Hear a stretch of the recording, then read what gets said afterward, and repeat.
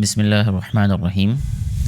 بیٹا جی آج کی اس ویڈیو میں ہم 6 کلاس میتھمیٹکس کی جو ایکسرسائز سولو کریں گے وہ ہے 6.3 جو کہ بہت ایزی ایکسرسائز ہے۔ اس کا کویشچن نمبر 1 سولو کرتے ہیں جس کی اسٹیٹمنٹ ہے right the following statements in algebraic expressions. یہ جو ہمارے پاس اسٹیٹمنٹس ہیں ان کو الجبرک ایکسپریشنز میں ہم نے شو کرنا ہے۔ بہت ایزیلی ہم اس کو رائٹ کر سکتے ہیں۔ اس سے پریویس ایکسرسائز میں بھی ہم نے ایسا کویشچن سولو کیا ہے تو یہ بہت آپ کے لیے آسان ہو جائے گا اگر آپ کو اس سے پہلے والی ایکسرسائز آتی ہے۔ تو فرسٹ والا پارٹ اس کا ہے دا سم آف 3a اینڈ 8۔ تو اس کو جسٹ سم میں رائٹ کر دینا ہم نے 3a + 8، ٹھیک ہے، یہ آنسر آ جائے گا اس کا۔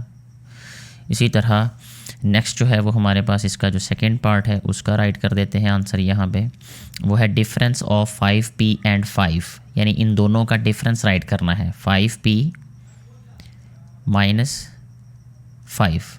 ٹھیک ہے جی۔ اسی طرح اس کا جو تھرڈ پارٹ ہے اس کا آنسر رائٹ کرتے ہیں، وہ ہے divide 5a by 8b، 5a divided by 8b، ٹھیک ہے، ایسے بھی رائٹ کر سکتے ہیں یا اس کو ہم ایسے بھی رائٹ کر سکتے ہیں 5a اپون 8b، ٹھیک ہے، اس کا مطلب بھی ڈویژن ہی ہے۔ فورتھ والا جو پارٹ ہے اس کو سولو کرتے ہیں جس میں کہا گیا ہے کہ product of a number n and 4 times a variable y، یعنی جو پروڈکٹ ہے n کا اور 4 ٹائمز آف y، ٹھیک ہے، 4 جو 4 ٹائمز ہے وہ y کا 4 ٹائمز ہے، اور n کا پروڈکٹ، یعنی ہم اس کو ایسے لکھ سکتے ہیں n × 4y، ٹھیک ہے، ایسے رائٹ کر سکتے ہیں، تو یہ آنسر ہو جائے گا اس کا۔ اچھا جی، اس کے بعد نیکسٹ جو ہے اس کا جو لاسٹ پارٹ ہے فرسٹ والے کویشچن کا 5 والا، وہ کچھ اس طریقے سے ہے کہ cost of n letters of cooking oil, n letter ہمارے پاس کوکنگ آئل ہے ایٹ روپیز 170 پر لیٹر، یعنی اس کا جو ریٹ ہے وہ 170 پر لیٹر ہے۔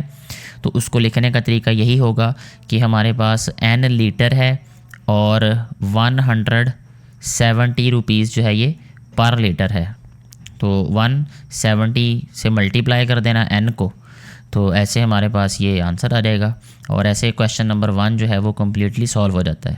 کویشچن نمبر 2 کو سولو کریں گے ابھی ہم، جس کی اسٹیٹمنٹ ہے وسیم از 2 ٹائمز ایز اولڈ ایز عمر، ٹھیک ہے جی، وسیم جو ہے وہ 2 ٹائمز اولڈر ہے عمر سے، یعنی اگر عمر کی ایج n ہے تو وسیم کی ایج 2n ہو جائے گی، ٹھیک ہے جی، یعنی ابھی تک جو کہا گیا ہے وہ یہ ہے کہ اگر عمر کی ایج n ہے تو وسیم کی ایج کیا ہوگی 2n، and Umar is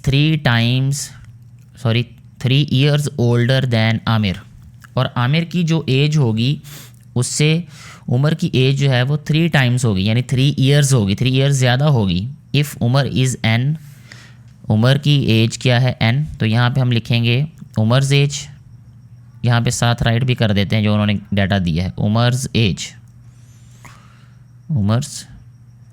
age is equal to n years old then right N algebraic expression of, algebraic expression right کرنا ہے ہم نے،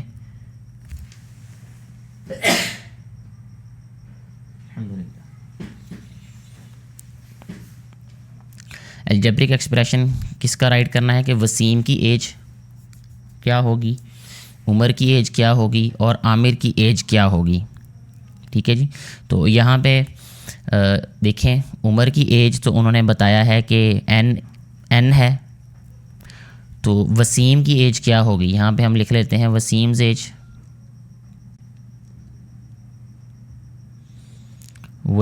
ایج، اب دیکھیں یہاں پہ انہوں نے ہمیں بتایا تھا کہ وسیم از 2 ٹائمز ایز اولڈ ایز عمر، یعنی عمر کی ایج سے وسیم جو ہے اس کی عمر 2 گنا ہے، یعنی 2 ٹائمز ہے، یعنی عمر کی ایج اگر n ہے تو اس کی ایج آ جائے گی 2n۔ یہ بات کلیئر ہو گئی، ٹھیک ہے۔ اور اس کے بعد کیا بتایا ہے، عمر جو ہے عمر از 3 ایئرس اولڈر دین عامر، یعنی عامر سے 3 جو سال ہے وہ بڑا ہے عمر. اس کا مطلب عمر کی جو بھی ایج ہوگی اگر اس میں سے ہم 3 مائنس کر دیں تو وہ عامر کی ایج ہوگی. ٹھیک ہے، تو یہاں پہ اب ہم لکھ لیتے ہیں عامرز ایج. عامرز ایج، عامر کی عمر کیا ہوگی؟ عمر کی ایج سے 3 ہم نے مائنس کر دینے ہیں تو یہ عامر کی ایج ہوگی. ٹھیک ہے جی. اس کی ریزن کیا ہے؟ کیونکہ انہوں نے بتایا ہے کہ جو عمر کی ایج ہے وہ اس سے 3 سال زیادہ ہے. ٹھیک ہوگی، تو اس کا مطلب عامر کی جو ایج ہوگی وہ عمر سے 3 سال کم ہو جائے گی آٹومیٹیکلی. تو ایسے ہمارا یہ والا جو کویشچن ہے وہ سالو ہو جائے گا. کویشچن نمبر 3 سالو کرتے ہیں ابھی ہم، جس کی اسٹیٹمنٹ ہے رائٹ دا الجبرک ٹرمز. اب ہم نے الجبرک ٹرمز رائٹ کرنی ہے فالوئنگ ایکسپریشنز کی. یہ ایکسپریشن ہے اور ہم نے اس کو ٹرمز میں رائٹ کرنا ہے. ایکسپریشن اور ٹرم میں فرق یہ ہوتا ہے کہ جو ٹرمز ہوتی ہیں وہ ایک ویلیو الگ الگ ہوتی ہے وداؤٹ اینی سائن، بغیر کسی علامت کے، جیسے پلس مائنس ملٹی پلائی ڈیوائڈ کے بغیر ہوتی ہے ٹرم. اور جو ایکسپریشن ہوتا ہے یہ پلس مائنس اور ملٹی پلائی ڈیوائڈ یہ سائنس جب یوز ہوتے ہیں، جب ہم ملاتے ہیں ٹرمز کو سائن کے ساتھ تو وہ ایکسپریشن بن جاتا ہے. اب اس میں بہت ایزی وے ہے اس کا. فرسٹ والے میں جو ٹرمز ہوں گی بس آپ نے یہ کرنا ہے کہ جو سائنز ہیں ان کو ختم کر کے اس کی جگہ پہ ہم نے کوما رائٹ کر دینا ہے. کوئی بھی سائن لکھا ہوگا تو کوما اس کی جگہ پہ ریپلیس کر دیں گے اس کو. یہ آ جائے گا جیسے n,3. تو یہ ٹرمز ہوگی پہلے والے پارٹ کی. اسی طرح سیکنڈ والے پارٹ کی ٹرمز کیا ہو جائیں گی؟ 2n,6m 2n,6m. اسی طرح تھرڈ والے پارٹ کی جو ٹرمز ہوں گی وہ کیا ہوں گی؟ l,m l,m,n. ٹھیک ہے. فورتھ والے پارٹ کی بات کریں اگر ہم، وہ ہے 4xy, 6y, -5. ٹھیک ہے. پلس کی جگہ پہ تو ہم کوما رائٹ کریں گے، اگر مائنس آ گیا تو وہ مائنس ویسے ہی رائٹ کر دینا ہے. ٹھیک ہے. اسی طرح جو ففتھ والا پارٹ ہے، اس کا لاسٹ پارٹ ہے، وہ ہے AB, 2. ایسے ہمارا جو کویشچن نمبر 3 ہے وہ بھی کمپلیٹلی سالو ہو جائے گا. نیکسٹ ہم کویشچن نمبر 4 کو سالو کریں گے، جس کی اسٹیٹمنٹ ہے right the coefficients of each term in the following algebraic expressions. یعنی صرف ہم نے کوفیشینٹس رائٹ کرنے ہیں. ٹھیک ہے. کوفیشینٹس ہوتے کیا ہیں؟ وہ نمبرز ہوتے ہیں جو ویریبل سے ملٹی پلائی ہو رہے ہوتے ہیں. اب یہاں پہ دیکھیں اس میں فرسٹ والے پارٹ میں جو کوفیشینٹس ہیں وہ کیا ہیں؟ 4 and 3. ٹھیک ہے. 4 and 3 کوفیشینٹس ہیں. اسی طرح 2 والے میں رائٹ کر دیتے ہیں. کوفیشینٹس کون سے ہیں؟ اس میں 23 کوفیشینٹ ہے، یہاں پہ 23 رائٹ کر دیتے ہیں. 3 والے میں 2/5 کوفیشینٹ ہے. اسی طرح 4 والے میں کیا کوفیشینٹ ہے؟ یہ PQR ہے، اس کا کوفیشینٹ 1 ہوگا. اور 85 ایک کانسٹنٹ ہے تو اس کا کانسٹنٹ کا کچھ بھی نہیں لکھنا ہم نے. اور اسی طرح پھر آخری جو 5 والا پارٹ ہے اس میں 15 کوفیشینٹ ہے، 81 کوفیشینٹ ہے بس. ٹھیک ہے. 15 اور 81 کوفیشینٹس ہوں گے. ایسے ہمارا کویشچن نمبر 4 بھی سالو ہو جاتا ہے. نیکسٹ جو کویشچن نمبر 5 ہے اس میں کہا گیا ہے کہ separate the constants variable and coefficients of each term in the following algebraic expression. تو یہاں پہ کوفیشینٹ لکھ لیتے ہیں.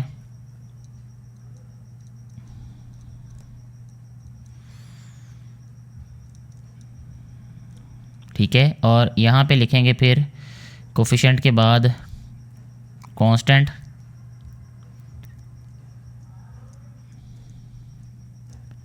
اور یہاں ویریبل لکھ لیتے ہیں. ٹھیک ہے جی. یہ ایسے جیسے اس کا فرسٹ والا پارٹ جو ہے اس کا کوفیشینٹ کیا ہے. ٹھیک ہے. کوفیشینٹ ہم آلریڈی کویشچن میں رائٹ کر چکے ہیں. 4 میں ویسے ہی لکھیں گے. جیسے A کا کوفیشینٹ 8 ہے تو 8 کوفیشینٹ آ گیا. کانسٹنٹ کیا ہے؟ 1 ہے. ٹھیک ہے. اور اسی طرح جو ہمارے پاس یہاں پہ ویریبل ہے وہ A آ جائے گا. ٹھیک ہے. اسی طرح سیکنڈ والے پارٹ کی بات کر لیتے ہیں اب ہم. اس میں دیکھیں کوفیشنٹس کیا ہیں, 3 and 2 ہیں, 3 and 2,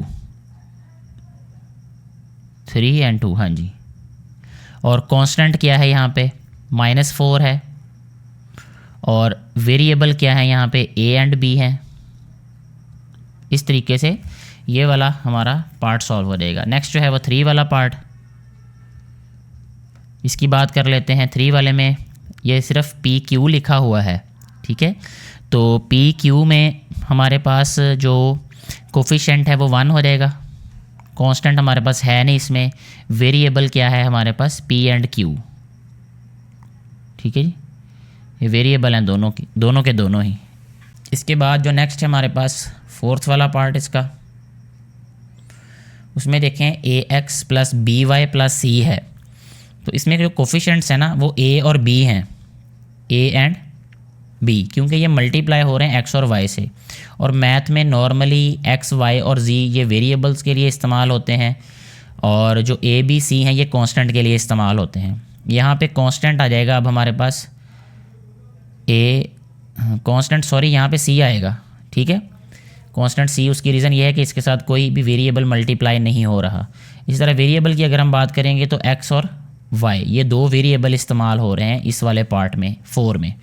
5تھ والے پارٹ کی بات کر لیتے ہیں اب ہم. اس میں ہمارے پاس جو کوفیشنٹس ہیں وہ 3 and 4 ہیں, ٹھیک ہے جی. اسی طرح جو اس میں کانسٹنٹ ہے وہ C ہے, اور اسی طرح اس میں جو ویریبلز ہیں وہ A and B ہیں. ایسے ہمارا یہ جو کویشچن نمبر 5 ہے وہ بھی کمپلیٹلی سالو ہو جاتا ہے. کویشچن نمبر 6 کو سالو کر لیتے ہیں ابھی. بہت ایزی کویشچن ہے یہ بھی. اس کی اسٹیٹمنٹ ہے separate like terms in the following. اس میں لائک ٹرمز کو ہم نے سیپریٹ کرنا ہے. بیٹے لائک ٹرمز کا مطلب بالکل ایسے ہی ہے جیسے ہم یہ کہیں کہ ایک ٹوکری کے اندر ہمارے پاس مختلف قسم کے فروٹ جو ہیں وہ مکس کر کے رکھ دیے ہیں.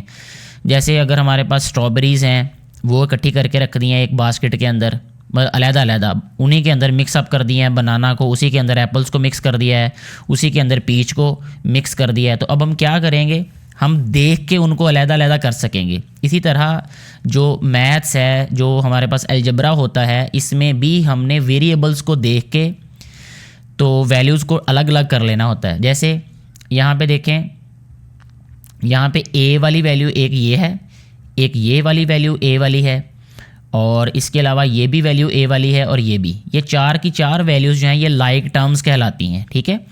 تو اس لیے اب ہم ان کو اکٹھا لکھ دیں گے. جیسے 3A, 5A, یہاں پہ آ جائے گا 9A, اور آ جائے گا 76A. یہ ساری کی ساری لائک ٹرمز ہیں یہ والی. اس کے بعد M والی ویلیوز کو دیکھیں. اب ہم M والی کون کون سی ہیں, یہ 21M ہے. اس کے بعد آ جائے گا یہ 4M کے بعد یہ آ جائے گا نیکسٹ ہمارے پاس جی, بس یہ M والی ہمارے پاس صرف یہی والی ویلیوز ہیں یہ, ٹھیک ہے. اس کے بعد نیکسٹ دیکھیں. اب یہ اس کو میں کینسل کر دیتا ہوں, یہ بھی اور یہ بھی, یہ دونوں کینسل ہو گئیں. باقی ہمارے پاس رہ جاتی ہے P والی. دیکھیں 8P, یہاں پہ لکھیں گے 8P, اور P والی کون سی ویلیوز ہیں, یہاں پہ 3P ہے, ٹھیک ہے جی.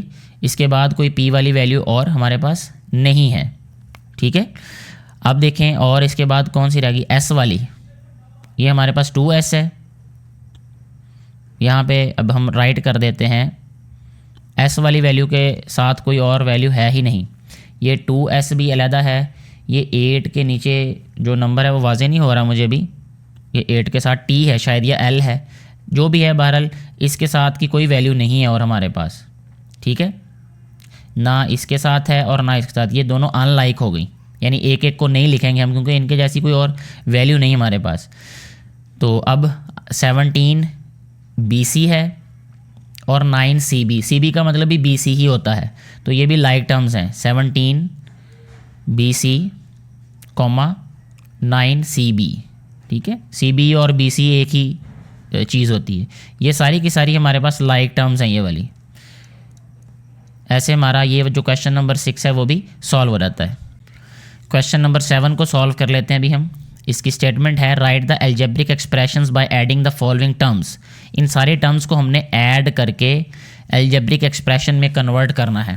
یعنی جو بھی ہمارے پاس کویشچن دیا گیا ہے اس میں کوما کو ہٹا کے کوما کی جگہ پہ پلس لکھ دینا ہے. جیسے فرسٹ والے میں ہم لکھ سکتے ہیں ایسے ایکس پلس وائی, تو اب یہ ایکسپریشن بن گیا. ٹھیک ہے. 2 والے میں ہم لکھ سکتے ہیں اے پلس 2a پلس 3a. ٹھیک ہے. ایسے یہ بھی ایک ایکسپریشن بن گیا. اسی طرح 3 والے کی بات کر لیتے ہیں اب ہم. 3 والے میں ایکس مائنس وائی آ جائے گا کیونکہ پلس مائنس مائنس ہو جائے گا, یہاں پہ پلس 3x آ جائے گا. ٹھیک ہے. اسی طرح 4 والے میں کیا آ جائے گا p plus P Q plus Q plus are. اسی طرح 5th والا جو پارٹ ہے اس میں کیا آ جائے گا 12a² پلس 3b². اسی طرح 6 والا جو پارٹ ہے اس کو دیکھ لیتے ہیں. اس میں آ جائے گا 1/y پلس 2/x پلس 3/2. 7 والا پارٹ دیکھ لیتے ہیں ابھی. اس میں ہے 2xy plus yz plus 4zx. ٹھیک ہے جی. اس کے بعد آخری جو 8 پارٹ ہے اس کویشچن کا وہ آ جائے گا 4x plus 5x plus 6x². ٹھیک ہے. ایسے ہم نے یہ کویشچن نمبر 7 کو بھی سولو کر لیا ہے. نیکسٹ ہم سولو کریں گے ابھی کویشچن نمبر 8 جس کی اسٹیٹمنٹ ہے there are 25 girls and 27 boys in grade 6 in a school. ایک اسکول کے اندر جو لڑکیوں کی اور لڑکوں کی تعداد وہ ہمیں بتائی گئی ہے. And 30 boys and 23 girls in grade 7, اور 7ویں جماعت میں بھی لڑکیوں کی اور لڑکوں کی تعداد بتائی گئی ہے اسی اسکول میں. رائٹ این الجبرک ایکسپریشن, ایک الجبرک ایکسپریشن ہم نے لکھنا ہے to find the some of girls and boys. Boys اور گرلز کا جو ٹوٹل فائنڈ کرنے کے لیے ان بوتھ گریڈز دونوں جماعتوں میں. ٹھیک ہے جی. تو یہاں پہ ہم سب سے پہلے سپوز کر لیتے ہیں کہ late 1 girl is equal to x ہے اور 1 بوائے جو ہے وہ ایکول ہے وائی کے. ٹھیک ہو گیا جی. اب ان گریڈ 6 یعنی 6ٹھی جماعت کے لیے ہم دیکھتے ہیں کہ کیا ہوگا کہ ہمارے پاس جو گرلز ہیں یہاں پہ رائٹ کر دیتے ہیں گرلز ایکول ہوں گی 25x کے, اور جو بوائز ہیں وہ ایکول ہو جائے گا ہمارے پاس 27y کے. ٹھیک ہے. تو یہاں پہ ہم رائٹ کر دیتے ٹوٹل, یعنی ان دونوں کا ٹوٹل کیا ہوگا, ٹوٹل آ جائے گا ہمارے پاس 25x پلس 27y. اسی طرح ان گریڈ 7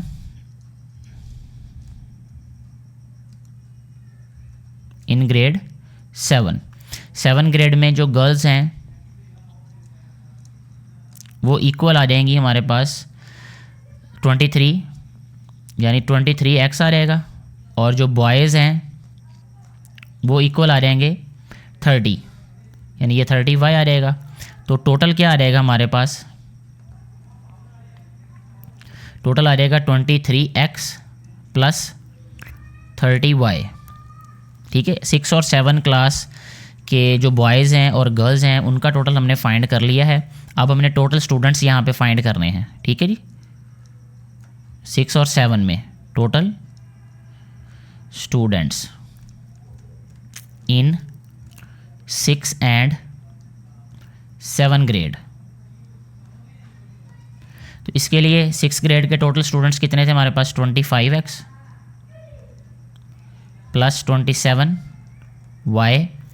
پھر اسی طرح گریڈ 7 کے بوائز اور گرلز, اس میں گرلز کتنی ہیں پہلے 23 پلس بوائز کتنے ہیں 30, تو یہ آ جائے گا 30y. ان کو ایڈ کریں گے تو ٹوٹل آ جائے گا, یہ آ جائے گا 7, 3 to 5 57 بوائز ہو گئے, پلس گرلز 5 3 8, یہاں پہ ایکس بھی رائٹ کریں گے, اور 2 اور 2 4, یعنی 48 گرلز ہوں گی اور 57 جو ہیں وہ ہمارے پاس کیا ہوں گے, بوائز ہوں گے. ٹھیک ہو گیا. نیکسٹ ہم سولو کریں گے کویشچن نمبر 9 جو کہ لاسٹ کویشچن ہے اس ایکسرسائز کا. اس کی اسٹیٹمنٹ ہے Arsalan is working at a burger shop On Monday he sold 40 burgers, 25 fries and 60 cold drinks. On Tuesday he sold 35 burgers, 28 fries and 54 cold drinks. Write an algebraic expression and find how many burgers, fries and cold drinks did he sell in both the days. दोनों दिनों में उसने total जो है वो कितनी चीज़ें cell की, ठीक है, उसकी सेल कितनी हुई. तो यहाँ सबसे पहले हम कर लेते हैं लेट. यहाँ पे हमारे पास है 35 burgers. Let one burger is equal to X, ठीक है जी. उसके बाद है फ्राइज़, 1 फ्राई, ठीक है, 1 fry is equal to Y कर लेते हैं, ठीक है. और 1 कोल्ड ड्रिंक इसको कर लेते हैं हम जी सपोज कर लेते हैं, ठीक है जी. तो सेल ऑन मंडे, यानी हम लिख लेते हैं यहाँ पे total sale on Monday. Monday को टोटल सेल कितनी हुई भला? 40 बर्गर्स, यानी यह रहेगा हमारे पास 40x प्लस 25 फ्राइज़ यानी 25y आ रहेगा प्लस 60 कोल्ड ड्रिंक्स, तो 60 कोल्ड ड्रिंक्स आ जाएगा यानी 60z आ जाएगा यहाँ पे, ठीक है. ये अलजेब्रिक एक्सप्रेशन आ गया मंडे के लिए.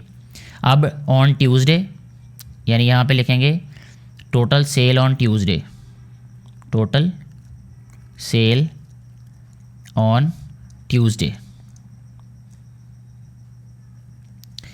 उसके लिए देखें ट्यूसडे ही सोल्ड 35 बर्गर्स, यानी ये आ जाएगा 35x प्लस 28 फ्राइज़, 28y आ जाएगा प्लस 54 कोल्ड ड्रिंक्स यानी 54z आ जाएगा, ठीक है. Cell on both days,